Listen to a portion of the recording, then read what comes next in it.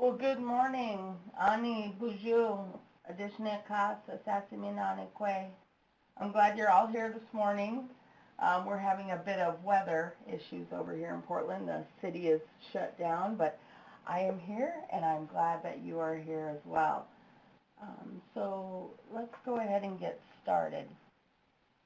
So today's webinar is the use of storytelling as a cultural tool for healing tribal youth and families.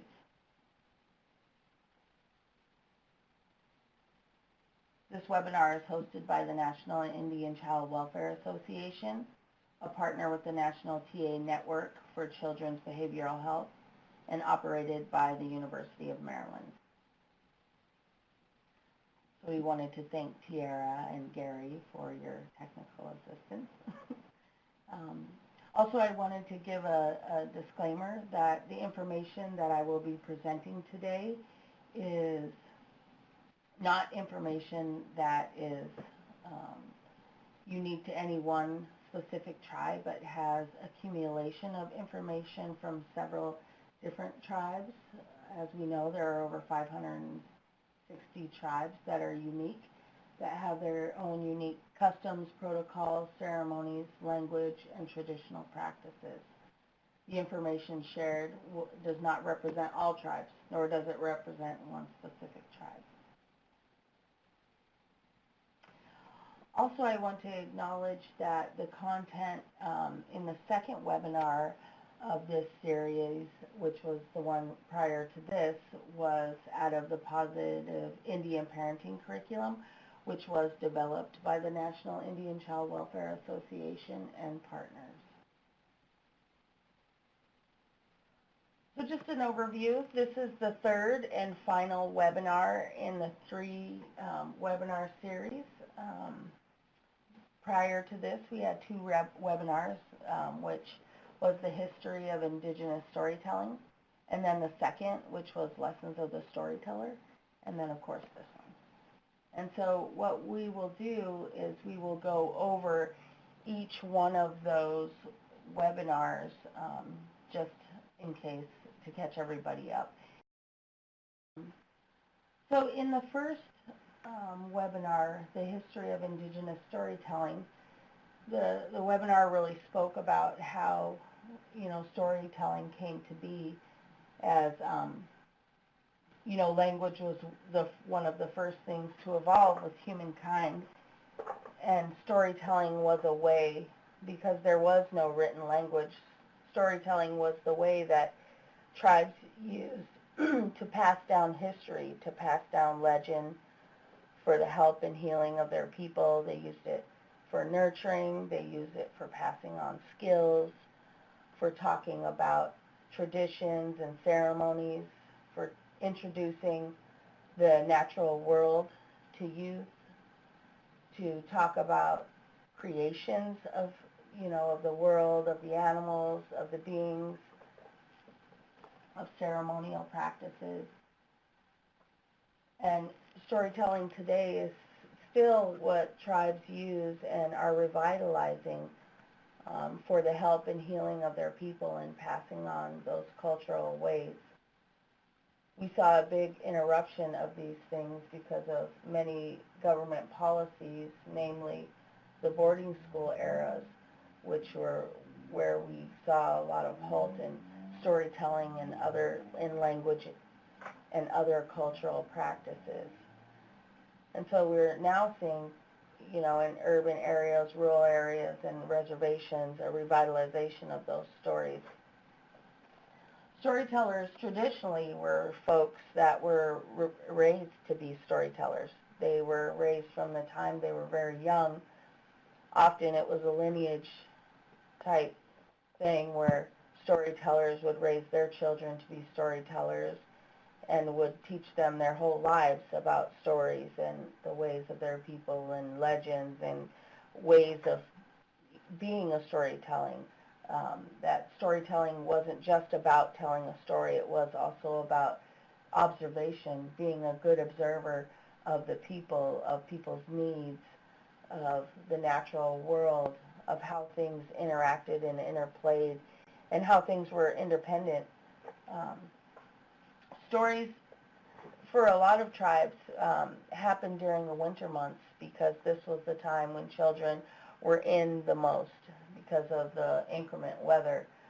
Um, and so a lot of stories were told during that time to, as you can imagine, to help keep children out of trouble and use that as an opportunity to teach and to counsel and to be together. The value of storytelling is deep, and I don't think that I could actually probably get to all of it, but one obvious is that it was a way to pass on the ways of each tribe, the ways of your people, and how to live in harmony and balance with the earth around you, and how to stay safe, and when you weren't safe, how you could get that way, and how to make choices. It was a fantastic way to let children decide on their own how to make good choices and what happens, what are some natural consequences of, not making good choices. And so it was real, and also it was there to remind adults as well about, making good choices and counseling and knowing that you're not alone, that, Creator is always there. And of course, stories are kept alive by telling them, by passing them down, by sharing them with our young people, because they are our future.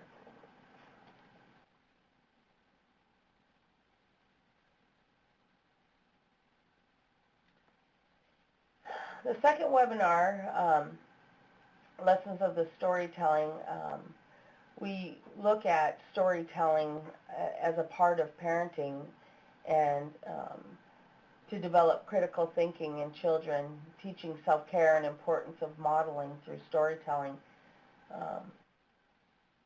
Understanding that storytelling was a central part of parenting meant that their parenting was not left to chance.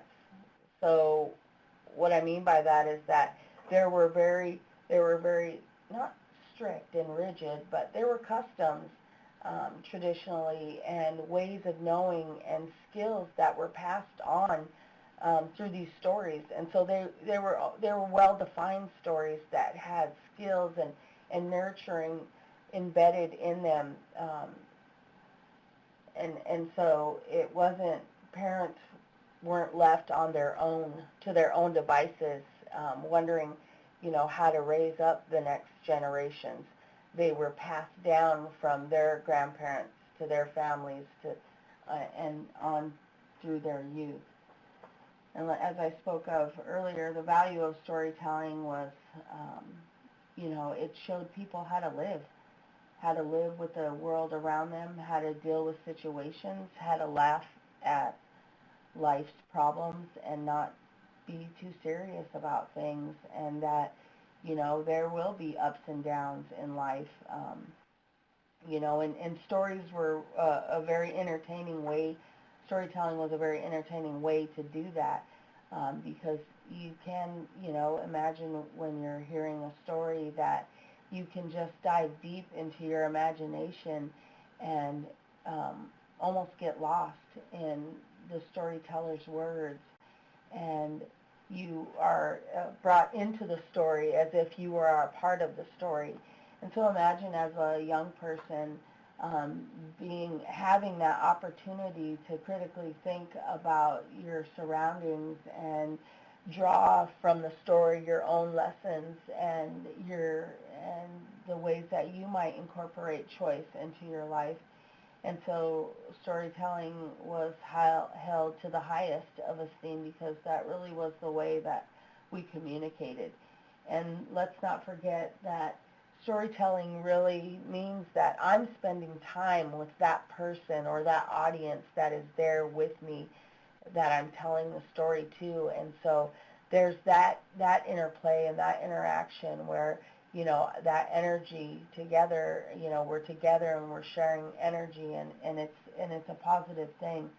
some stories are super scary, and so, we don't have to necessarily, we didn't have to walk through those alone. We had people with us, so, including the storyteller.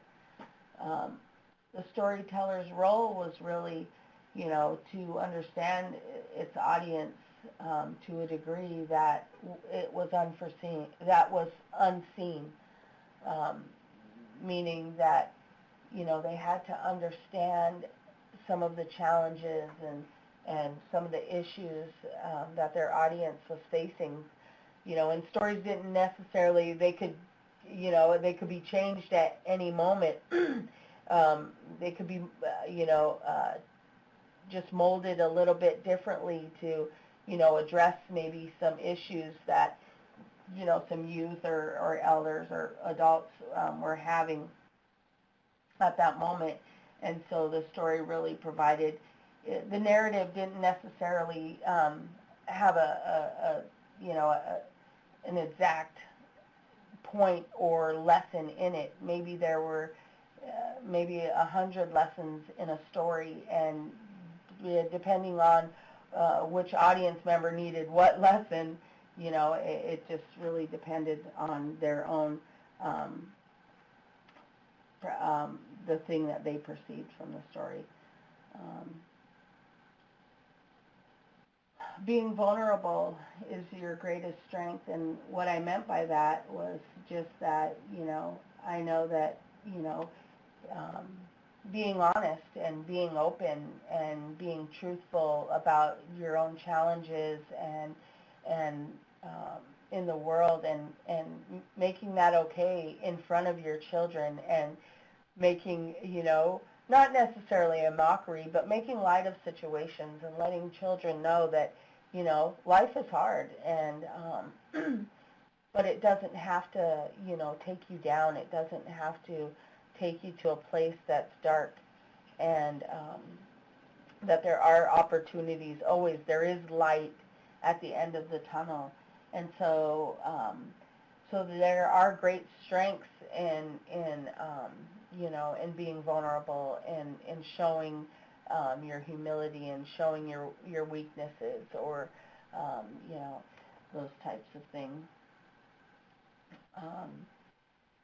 Parents can begin to develop their own sense of how storytelling is central to communication, teaching values and observation. And this really speaks to, that, maybe largely a lot of storytellers have been lost, because of colonization. But that part of parenting does not have to, that storytelling piece. We tell our kids stories all the time, but don't necessarily see it as storytelling. We do it passing down, experiences of the family. Well, when I was young, this is how I was parented. We often say that a lot to our kids. Well, when I was young, if I would have done that, then this, blah, blah, blah. And so I know that we all do that, but using it in a different way, and maybe different characters, to not use it as a punitive way, but as a fun and light way for kids to, for you to pass on values and teachings to your young, is a very great way to connect with kids. Kids love to hear stories. So a lot of, like I was speaking earlier, a lot of our traditional stories and things like that as tribal people have been tucked away, or for some folks, are in danger of being gone, because our elders are the keepers of that knowledge. And, as we move away from our reservations, or maybe we've never been raised on a reservation, maybe we were adopted out, but there are storytelling, we all have those stories that someone is keeping in our tribe. I know a lot of tribes have heritage projects to revitalize cultural practices. I know my tribe is a very rural tribe in North Dakota, in Belcourt, North Dakota, but we have a website, and on our website there is, our creation stories, which hopefully if we get that up, Max will tell that creation story. And there are other stories on that website. And so there, it isn't, with today's technology, there's plenty of ways to find stories. And one way for sure is asking elders from your community and other resource people about stories, traditional stories. And of course, it's always best to learn stories from your own tribe. I know that, historically, tribes have their ceremonies, their stories. Those are ways of their people and their protocols to them. And you don't tell other people's stories or sing other people's songs unless you get permission. And that's a very traditional way of doing things that is still held with high esteem in tribal cultures today. And so what I've shared with folks before is that if it's a published book or it's online, then that's that permission. Then you are granted the permission to tell that story, of course, citing.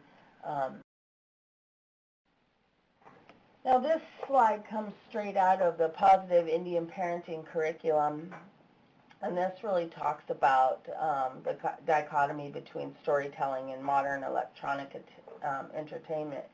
And what it's really saying is that with storytelling, you have that human contact, which I talked a little bit about earlier, which involves risk-taking. It involves me being vulnerable, if I were the storyteller, being vulnerable in front of my audience, making assumptions, taking good guesses about what it is that I'm telling,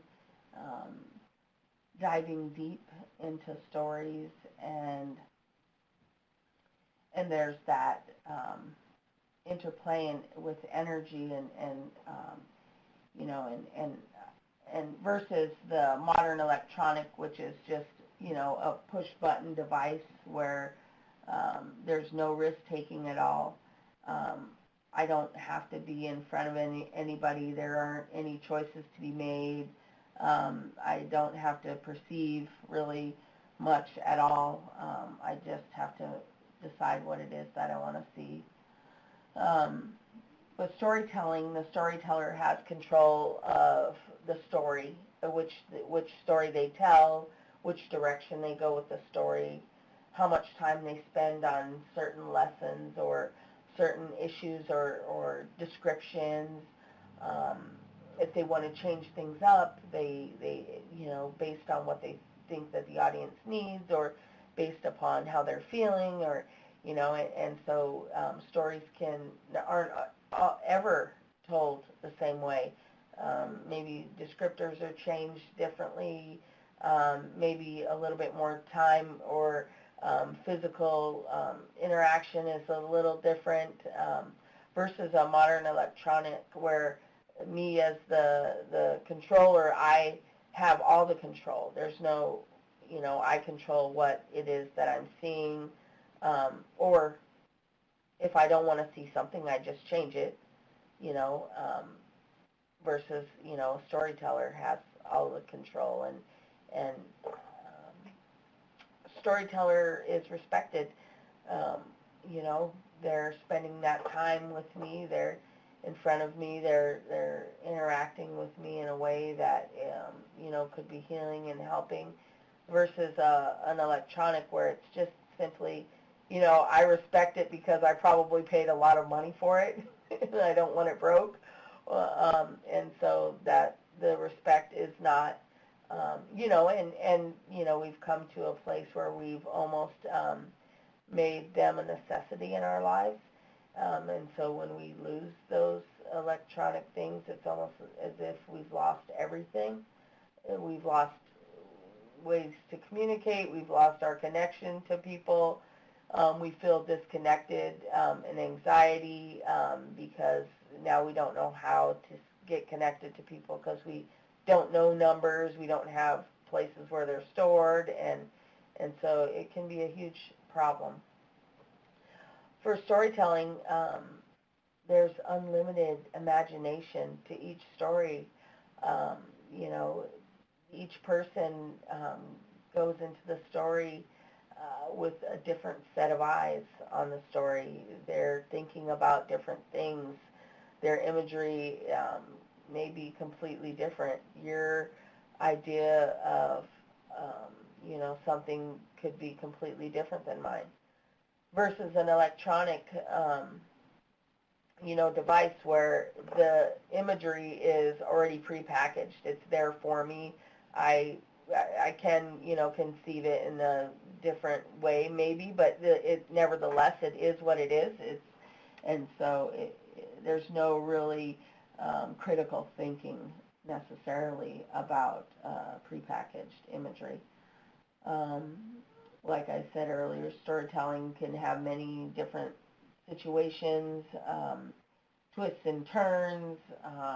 There can be a lot of gray area. It doesn't necessarily, like modern electronics, have to be a win-or-lose situation in games. You have 3 lives and you're dead, and then you have to start over at level 1. In storytelling,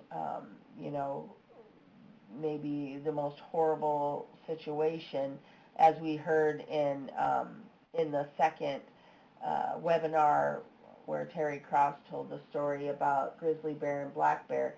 It was a terrifying story, honestly, but there was no win or lose situation. The black bears went in, they were given a lesson and told if they just did basically as they were instructed to do, and that they would come out okay, and that's exactly what happened. And so that speaks to the last thing on here, the delayed gratification. Throughout that whole story, I was on the edge of my seat thinking that they would never make it through the story, but, alas, they did. And that is versus modern electronics where, it's the instant gratification. If my internet isn't working fast enough, I get really upset because I want what I want, and I want it right now. And so that's how really information is nowadays is, we are getting to a point where we want things right now, and there's no, it causes anxiety if we're just in a fast-paced world, and storytelling is definitely not a part of that world where it's fast-paced. It's really more about taking your time and spending time with people and having those connections and interactions. So I just wanted to do a little reflection. So really the entire reason for doing these webinars, is one, to really look at, storytelling as a way of spending time with our kids. And it doesn't necessarily just mean our children, our nieces, our nephews, our community, our youth in our community, and the importance of that. And, in today's society, we're just so busy all the time, and, and we're really, and keeping connected with our families and how we have done things, the good things, that lessons and values and customs and things like that, have worked for generations and generations. Those things are important to pass down to our kids, and they root our children in family. They root them in place. They root them, when they're all alone and needing help. Those are the helping and healing is the roots, and knowing about where you come from, and and what your people's practices are is super important to child development. A lot of kids during their teen years go through those identity crises, and I could guess that that's directly linked to not knowing where we come from, not knowing our culture, not knowing practices, not knowing the language of our people, because language, has embedded in it those, ways of knowing how to perceive things in the world, how to interact and how to get the healing from the world around you, how to make light of things. So stories really explore those things. They really explore, culture. They really explore critical thinking. They explore the ways of your heart, of the ways that you feel. They give you the opportunity to talk about things, as a parent, that's really hard to talk about. Maybe you were raised in a family who didn't talk about, hard things like maybe puberty or intercourse or things like that. And stories are ways that you can use storytelling as a way to talk to your youth and kids. And if it's hard for you as a parent to do that, and so maybe it's the tool that you need as a parent to interact. And so, and like anything, we're not just good, we're just not natural storytellers, although some might say different, that it's innate in you. It's been, if you come from a long lineage of storytellers, that you just are a good storyteller and good with words. But like anything, you have to practice. We do a lot of practicing in my household, where we take turns, and I know that you do these with your families, where you take turns telling pieces of stories. Maybe you make stories up, but stories always have truth in them, and so I love to listen to my 4- and 9-year-old tell stories, because they talk about things that are important to them. They talk about things that maybe they're afraid of or things like that. And so it's important to practice stories to, like I was speaking of earlier, it's, largely a lot of those storytelling traditions and skills have been lost. But there are a lot of published stories out there, tribal stories, and so looking up stories, even if you're not a tribal person, you come from a culture that has customs and practices and traditions, and, that's important for the development of a child, to understand where they come from, to understand their roots of their people, and to know about things like food, and to know about things like how to deal with, hard situations. And so practice. So it looks like we will have back-to-back videos.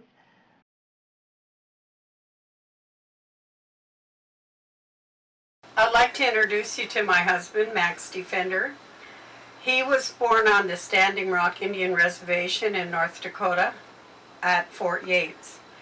He was raised on my reservation, which is the Turtle Mountain Chippewa Indian Reservation, Belcourt, North Dakota, but he was raised 20 miles west of Belcourt in Dunseith. He's a man of many talents, and he can tell many stories. He's a Sundance chief, and he's just a great all-around guy. That's why I married him.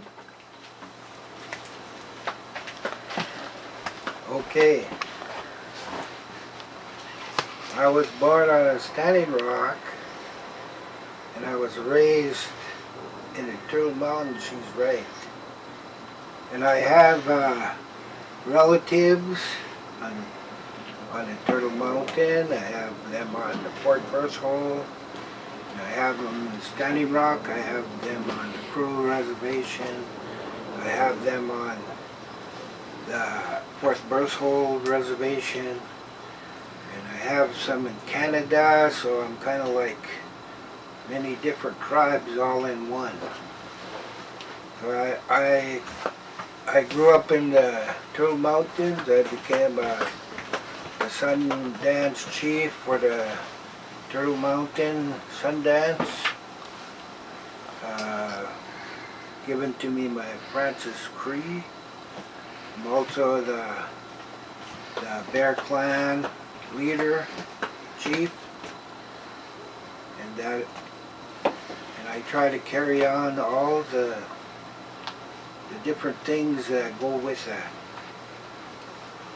And I'm here to tell a story, but I'm not really a storyteller because I don't tell them stories exactly like they're being told. But I like to say that I understand all them stories, their meaning. And today that Marv asked me to do a creation story, and I want to explain a little bit about our creation stories. Our creation stories go on and on. There's no final creation stories. You could tell one creation story and it could be told in the next cycle because everything goes in a circle. So in this story, it's about a time. First there was Sky Woman. This story is told about Sky Woman, but also then after that it was told the same story about Nana Bourgeois. Nana Bourgeois was a figure, like we'd say, if you were Christian, you would say that Nana Bourgeois was Jesus, because of the fact that the Great Spirit sent Nana Bourgeois here to help all the people with their lives, to change their lives. So in this time there was many Nana Bourgeois, but this time there was destruction of the earth. The Great Spirit said there is too much evilness in the earth, so he was going to destroy it by water. And they said that these were like seven or something like that, 7 hands high over the tallest mountain. That's how deep this water was. So it covered all the big mountains. And in this story, Nana Bourgeois is swimming in the water, and this turtle comes by him, and he climbs on back. The turtle says, "Come here, Nana Bourgeois. You could get on the back of me." So Nana Bourgeois got on the back of this turtle, and they started going. And Nana Bourgeois told the turtle, he said, "I need some dirt from the bottom of this ocean. That's the only way that we will make this a new earth." And so all of these creatures, all of the different animals, birds from the water came, and each one of them tried to go down into the water and get some dirt.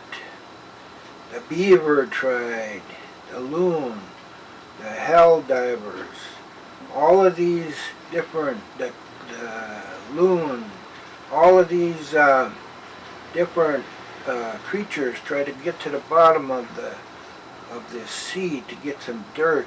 The otter tried it. All of these were trying, and they couldn't do it. And they said, "We don't know how we're going to do this because none of us can do it." So this little muskrat, all of a sudden he said, "Let me try." And all of them that tried before him were all laughing. They said, "How could you do it when none of us have been able to do this?" And so Nana Bourgeois said, "Let him try, let him try." So he dived in. And he dived in, and he was gone for a long, long time. He was under the water for a long time. And they were all scared that something was going on, that he wouldn't be able to make it. And all of a sudden, somebody said, "Look over there, there's something floating in the water." And so they told Nana Boozhoo told the turtles, "Go swim over there and see what that is."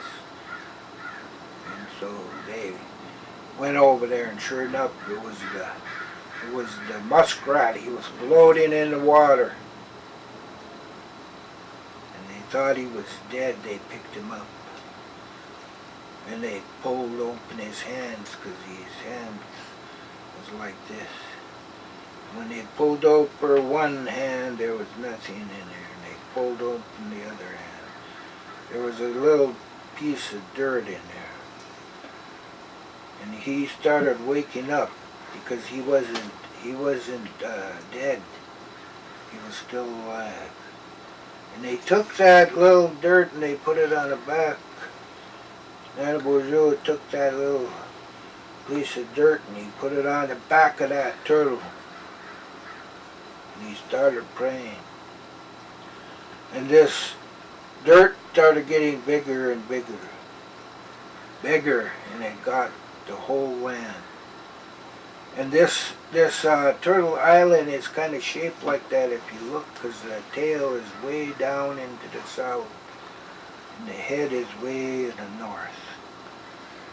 And that story there, even though I didn't tell it right, is about the change that came here to this land.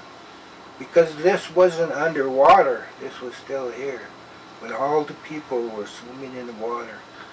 And the only one that was able to understand what Nana Boozhoo was here to do was the muskrat. And that's what he built this whole turtle island on. And he changed it. Where it was negative, he changed it into a positive thing. That all of this that we stand on now, was part of the teachings of Nana Boozhoo. How he taught all the people of this North American continent, all the way from the tail to the north, about being different people, because of the fact that a lot of people don't want to change. When a new thing comes, when a new religion comes, they don't want to change. They want to keep on the way of their forefathers. And even that is a different. That's in the story too, where they don't. They want to keep hold of the what their forefathers have given them, and they don't want to change. But all of these different Nana Boozhoos that came here, each one of them suffered, because they brought change to the world and nobody wanted to change. They brought truth. They brought the truth here. And only the people that were understanding all these things, they were able to grasp, and they were able to carry on the message of Nana Boozhoo into the future. And here we are again. And we're swimming in this big flood, this big water, but there's people that know about that we're swimming in there. And there's some people that don't know. Most of the people don't know that we're swimming in this big flood. And the Great Spirit has given us all this knowledge for all the people. It doesn't matter if you realize that or not, but the flood is all over, and people are getting all kinds of ideas, different ideas, and they're bringing forth different understandings about this. I wanted to introduce Judy Bluehorse Skelton. She is our next storyteller. She is an educator and herbalist. She has spent her entire life working with plants and talking and sharing about, educating about their role in healing communities.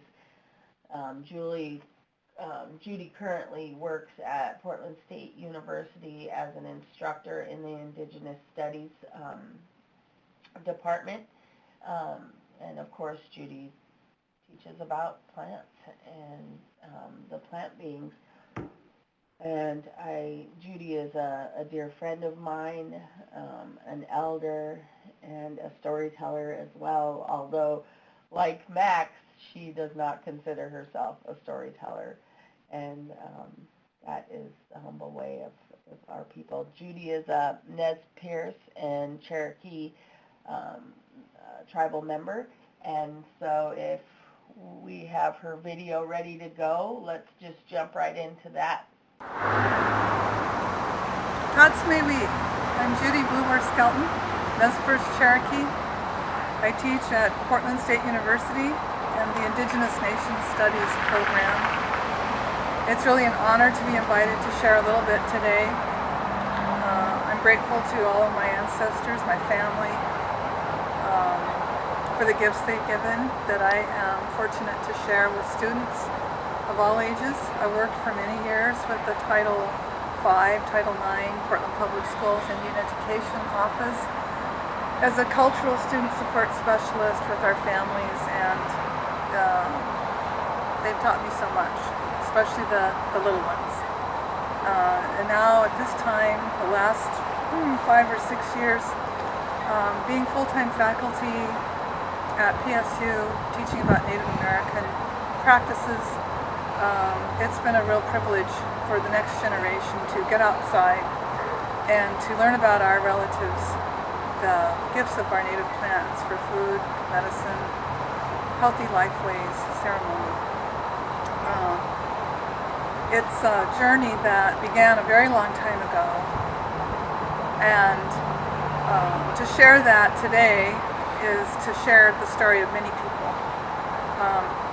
I'm surrounded by the gifts of our plants, our plant elders. They remind us who we are, where we come from. They are our elders. They were here first.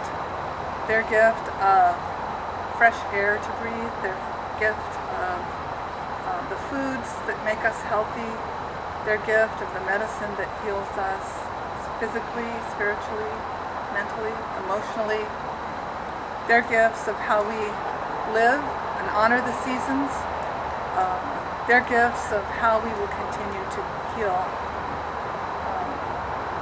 I love talking about my favorite plant. I'm really grateful to Barb for inviting me to share a little bit about some of the plants. And Oregon grape, which I'm surrounded by here today. Oregon grape is one of the big medicines. The gift of this plant for everything from infection and from strep throat to just about anything that ails you. Sipping the tea, part of what that gift of healing from having tea, preparing tea, taking the time to care for family, to care for children, teaching them how to do self-care, recognizing the plants. One of the things today is how much time our children are spending inside, how to get back outside and reconnect with our relatives. We do a lot of plant walks, native plant walks, where we introduce the children to the plants and the families, and to get to know the plants, to touch, to taste, to smell, to be able to taste and sip, and to be able to recognize them through all of the different seasons. Oregon grape was one of those whose gifts for me are about an intimacy and about a remembrance. We know the smell is our closest sense to memory, and when we are smelling and tasting that aroma of the plant world, whether through smudging or a tea or cooking, our memory lights up and we connect with the past and we begin to think of the future. So the aroma of the teas are part of that healing journey. Oregon grape doesn't have a lot of aroma, but the flowers that come on in the spring smell like warm honey. And that bright yellow is the same as the yellow of the root. Yellow roots often will tell us that they're going to be helpful for liver, helping the liver to detox, to strengthen. 21st century, a lot of things tax our liver. The big one is stress, whether it's the stress of not having enough time, whether it's the stress of not having our foods, whether it's the stress of constant pressure to perform, the constant pressure that we need to be somewhere else. Coming inside, having to move inside so much, stressful for the liver. The liver's also stressed by any kind of air pollution. It's stressed by artificial flavors, artificial sweeteners. And so the liver at the end of the day, when it does most of its work late at night, is ready to say, help me heal, feed me so I can help you be strong for the next day. And Oregon grape is one of those that sipping a little bit of that helps that liver be healthy. Oregon grape is one of those as well that the bees love to come in.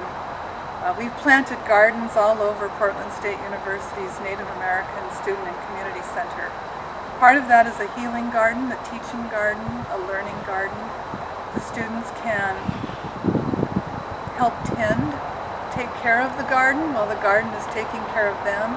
Stressful times in school, more stressful now than ever. They're all working, they have families, it's gotten very expensive, and so the students and many families find sanctuary when we get outside and how to create these gardens everywhere. The students have been working with the Siletz tribe here in Portland to create healing and learning gardens at their business office site, recognizing that when we look out the window, when we step outside, our relatives are right there to remind us of who we are and to help us. It also teaches the next generation what our indigenous nations and our native languages are. And so many people are starting to teach the next generation the names of the plants in their language. And so the garden becomes this refuge, this place of learning. Siletz talked about the bees that have come in, the birds that have come back in. And so we begin to create a whole community of relatives to help us. We're not alone. I think the biggest gift for me, as a kid, I did not think of it that much. I took it for granted because I was raised with a lot of the plant world, a lot of that information and a lot of those experiences that were shared with me. But I don't take that for granted. Today we're in a very urban setting, and it's important that we bring and share these plants in these urban settings where we are. A lot of the work students and I are doing from different tribes around the country, and especially in the Northwest, is reclaiming the urban landscape or reclaiming the urban forest for food, medicine, ceremony, healthy lifeways. And we get out and we help other organizations that have been treated with pesticides, treated with herbicides. Maybe the water was dammed up on them and the plants that are native went away. We've been working with organizations like Portland Parks, U.S. Fish and Wildlife, and Metro to help teach them and work together on how to reclaim and restore these important lands. It's an exciting time. It's a healing time. And it's a very special time to be Native.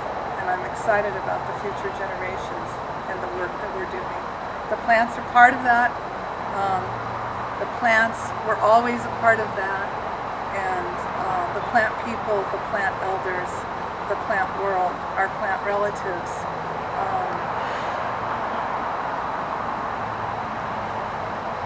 continue to provide the guidance that we need. Katsiaya. Well, thank you for that. As Judy mentioned, she was in the urban setting and it was very loud in the background. I recorded that myself, and I hope that you were able to hear that video with some clarity. I know it was really, there was a lot of background noise on my end. Maybe if once they send out the link, the YouTube link, that might be a better platform to listen to it on. I'm not sure, but nevertheless, we wanted to thank Judy and Max both for sharing those stories with us and giving us those opportunities to utilize those in our own storytelling practices and skills and sharing with our communities. Here's a picture here with Judy in community doing some sort of education around plants. I wanted to focus what remaining time we have on Oregon grape. So that's the plant that Judy, in fact, that where we filmed Judy was in her backyard, and so she was talking about one of her favorite plants, an Oregon grape, and a story I wanted to share with you that she shared with me. Well, I was in a class with Judy, and one of the most beautiful things that I'd ever heard, I never realized this, but she told us about, you know, how a plant, medicinal properties or energy or spirit lives in a plant is based on the season. And so if you think about, you know, Oregon grape, for example, I'm going to skip one ahead and then I'll come back. If you think about Oregon grape, this is Oregon grape here, in the winter months, the plant's energy or healing properties or spirit, whichever you want to identify, really is in the root of the plant. And so the root is where the medicine is during the winter months. And then in the spring, the energy and healing properties move into the stem and the leaves. And so it follows in the summer when the plant blossoms, its energy and healing properties can be found in the blossom. And then in the fall, when the flowers fall off, you know, the berry or what remains, you know, that's where the medicinal properties are. And that stands true for the plant world. And so I never, you know, I was never taught that. And so what a great teaching for young people.